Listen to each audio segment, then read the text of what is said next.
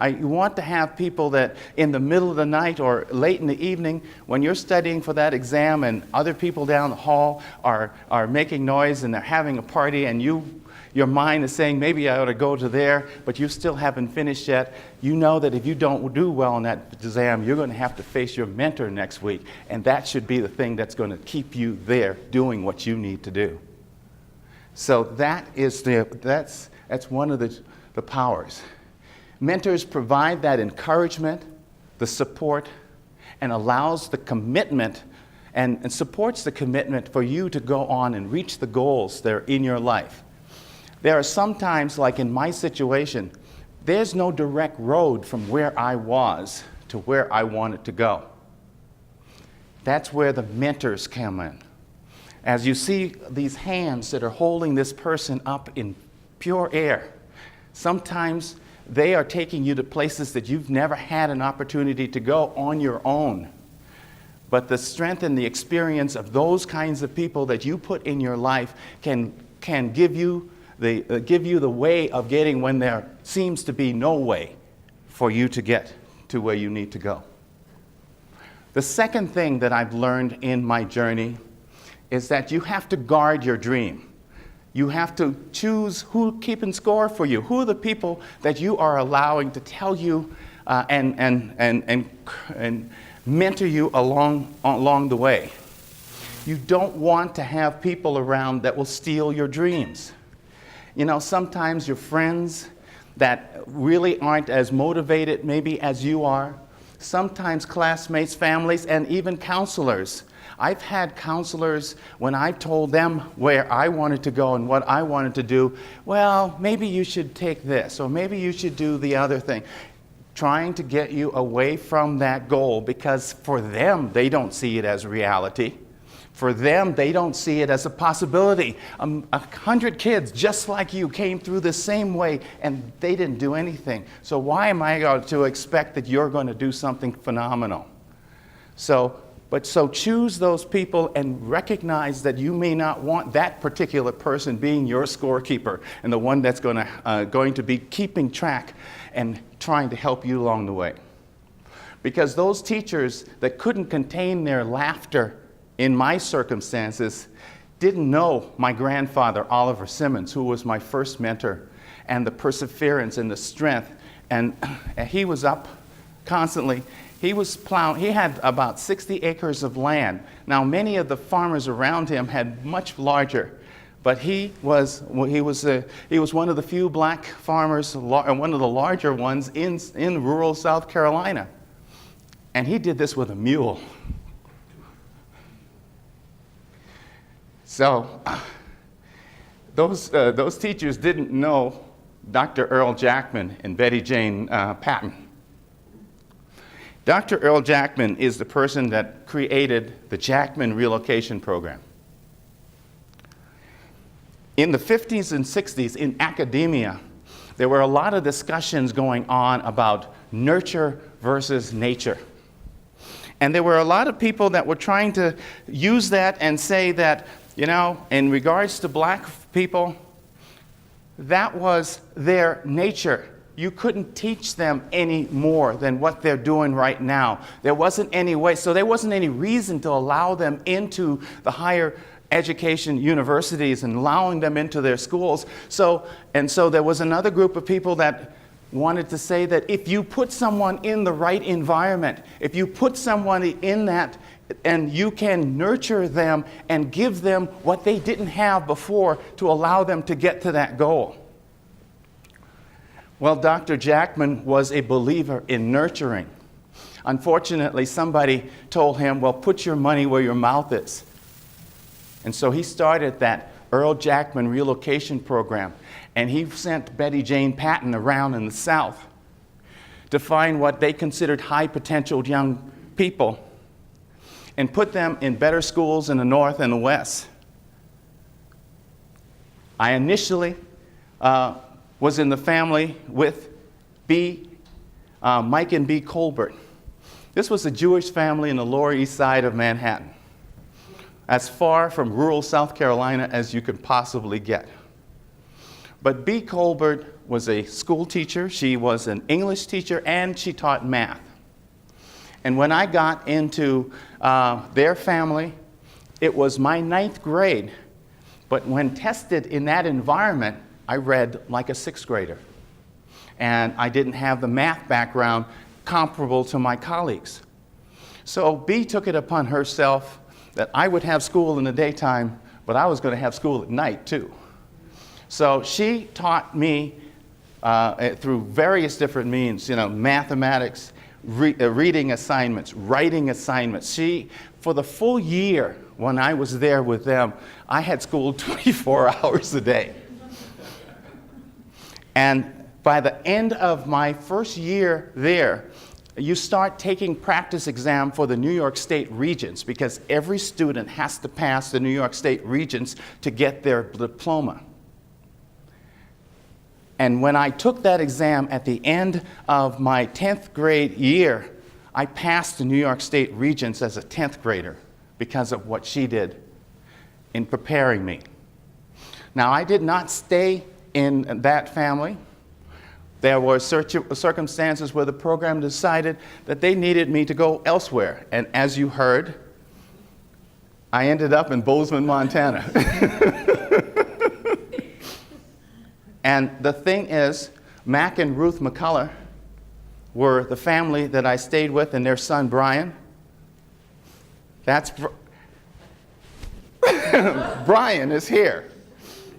Praise God. Okay.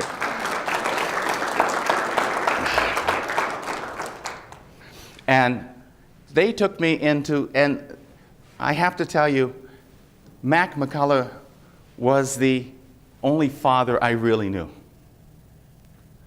And he took me under his wing, and he didn't separate me from what he did with his boys. He had the same expectations that he had for me that he had for them. And so did Ruth. Matter of fact, on one of my first days in Bozeman, Ruth gave me a tour around their house and came to this one little alcove that had 3 pictures of their boys. And all of them had National Honor Society pins on their lapel. I was coming, and she said that they got those during the junior year in high school. And she looked at me and said, "I know that you will have one of those too." And so I went, and during the entire year I was working and working harder and so forth. And during that last month, they had the December program for National Honor Society came through. I didn't make that one. But the last one, the week or two before graduation, they accepted me and I got my little pin. And so from every time forth, since I went back to visit the McCullers before they passed, they had 4 boys and all had their pins. Up there. Robert and Joyce Dines also, the teachers that were laughing at me didn't know Robert and Joyce Dines. Joyce Dines is also here with us today.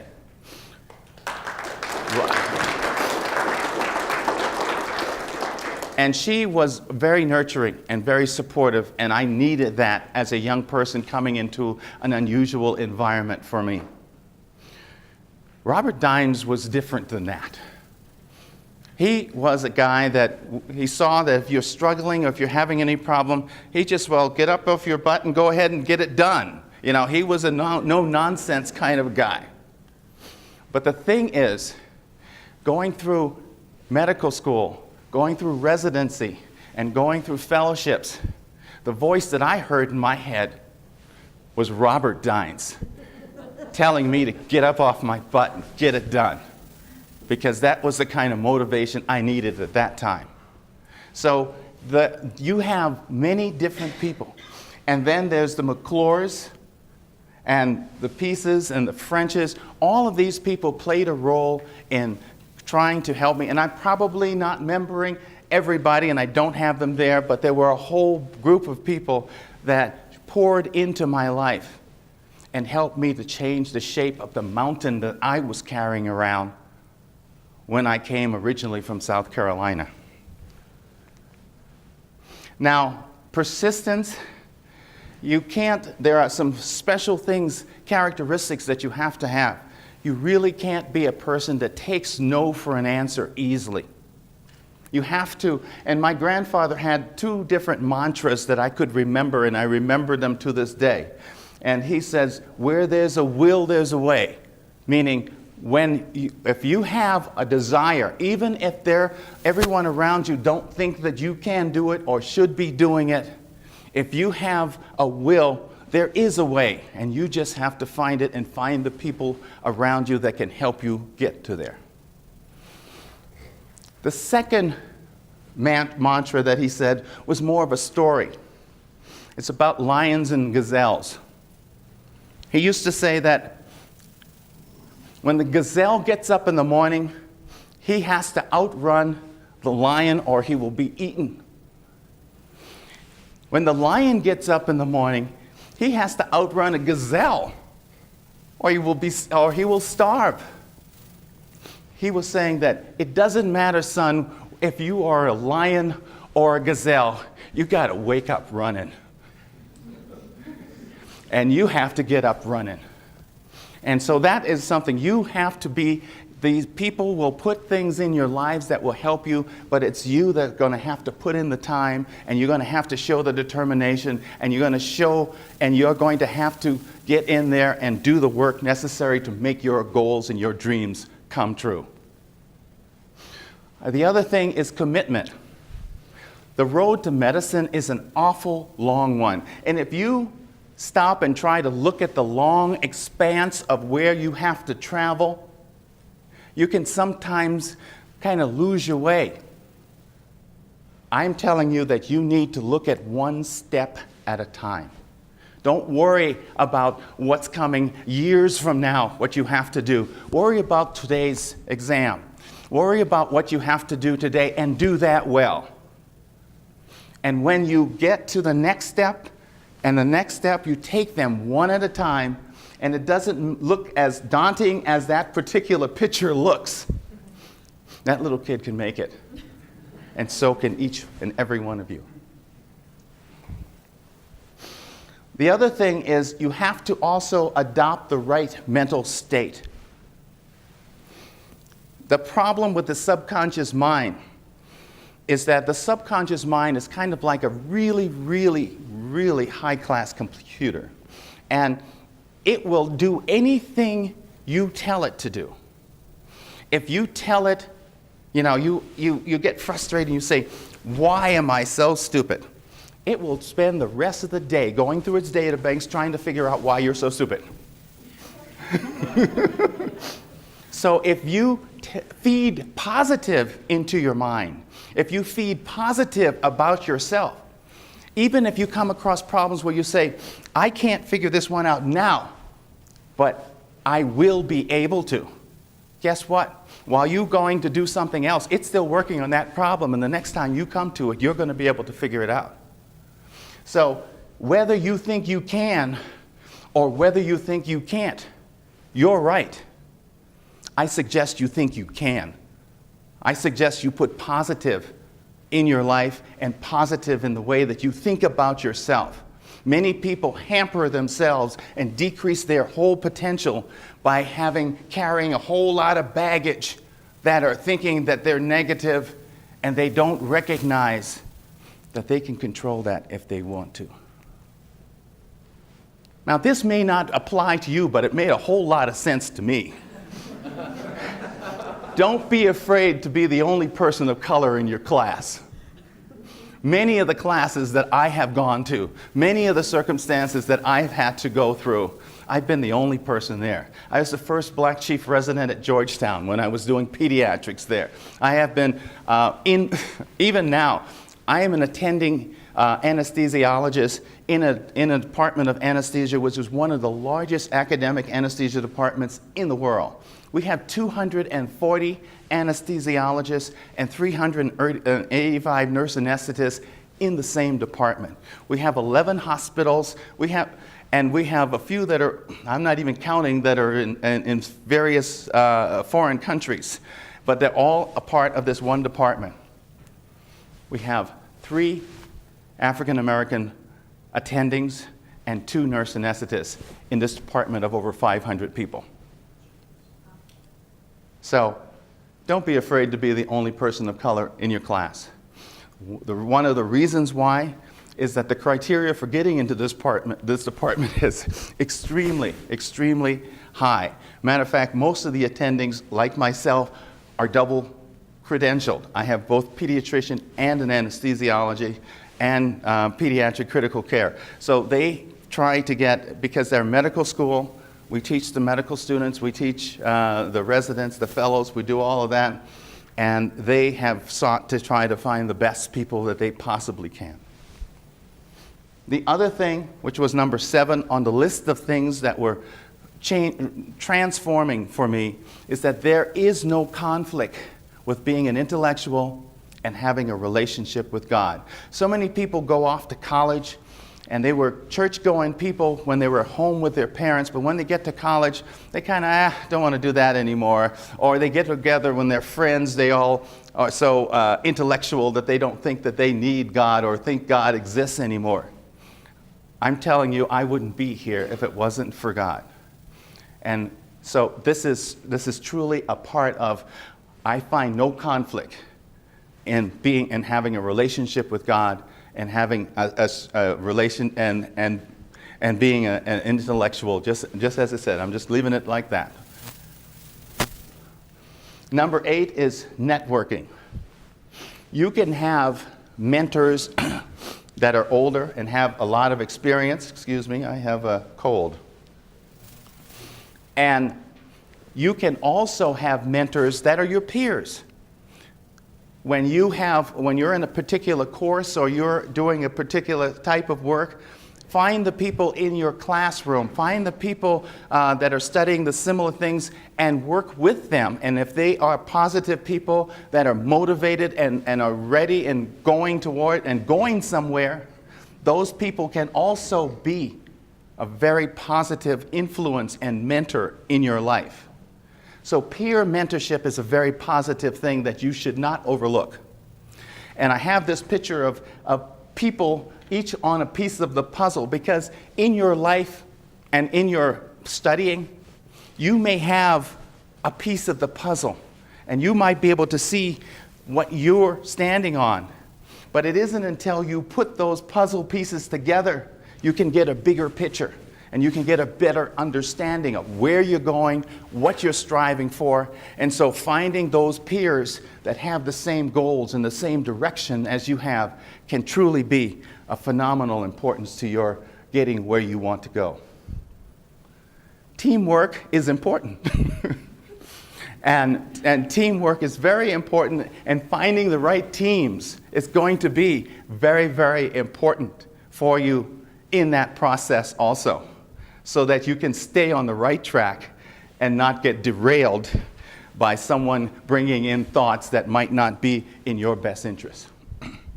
So as far as peer mentorship, a lot of research has been done on it.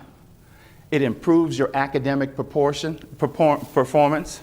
It improves satisfaction with academic programs.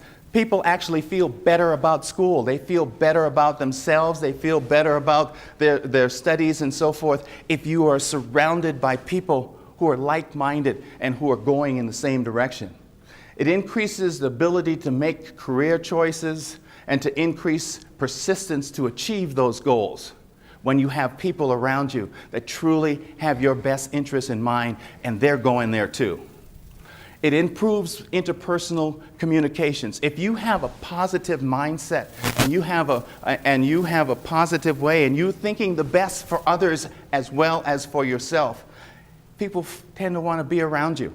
And they tend to, because they like to get that positive reinforcement that they may be getting from no other source. Improves your psychosocial support. That's basically the summation of all of the things that I've been trying to say here. And increases your maturation and academic responsibility. You truly want to get the work done. You truly want to make sure that you are on track, on time, and get it done. And those are the kinds of things that your peers, They make sure when they got their homework done, they'll ask you and make sure that you have yours done. If you had problems with it, they'll ask you, well, what was the problem that you had with this? I had some problem with this one. So by working together, you can both improve and improve time management, because you don't waste a lot of time kind of going over things that someone else can teach you, but you have knowledge that you can teach somebody else. So peer mentorship is also a very, very valuable thing to add to the armamentarium of what can help you get to where you want to go. And as you heard, my last one is the biggest accomplishment wasn't being the first to go to college, but not being the last. My wife and I have helped 9 of, they're not, my brothers and sisters, no, they didn't go on to higher education, but we kept talking and planting seeds in their kids. And many of them, we were able to get them to go on to college. And it's not like we poured like tons of money into paying for 9 kids. We did it the smart way. They still had their application filled out by their parents. We just paid the difference that they didn't need. So that worked out really well. Now I'm going to fast forward to today and tell you a little bit about what I'm doing today, and trying to show you that once you do get to where you want to go, and you've had and recognized that you didn't do it alone, that you had supports all along the way, you start seeing other problems that are going on in the world, and you want to be a part of trying to help those kinds of solutions, and to get support and to get encouragement in your walk of life. So the challenge that I have for you young people comes from that book that I got an awful long time ago that my grandfather gave to me that he couldn't even read. And it's called I Dare You. It was written back in 1933. So it's not on the bookshelves anymore, but it's on the internet. And it was written by William Danforth.